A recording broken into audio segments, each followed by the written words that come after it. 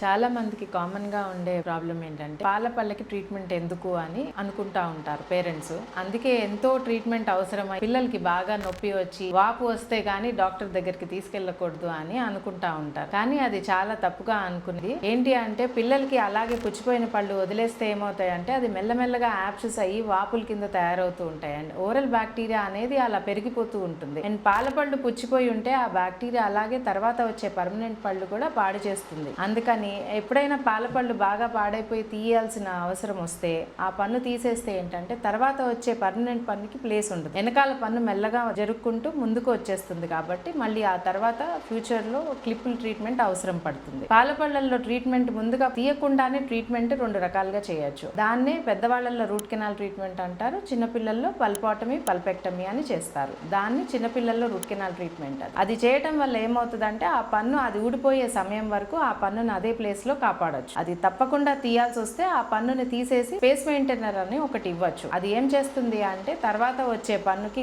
ఆ ప్లేస్ ని అలా కాపాడటానికి ఆ స్పేస్ మెయింటైనర్ అనేది ఒకటి పెడతాము. ఏమవుతుందంటే తర్వాత వచ్చే వెనకాల పళ్ళు మనకు వచ్చే ఫస్ట్ దంతం అనేది 6 నుంచి 7 ఏళ్ల మధ్యలో వస్తుంది. అది వచ్చేటప్పుడు వెనకాల ముందు పళ్ళ మధ్యలో గ్యాప్ ఏదన్నా ఉంటే అది తోసుకుంటూ బయటకు రావడంతో ముందు పళ్ళు అటు ఇటుగా జరిగిపోయి తర్వాత క్లిప్స్ ఇవ్వాల్సి వస్తుంది. అది కాపాడటానికి స్పేస్ మెయింటైనర్ ఇవ్వాలి. ఆ స్పేస్ ఇవ్వడానికి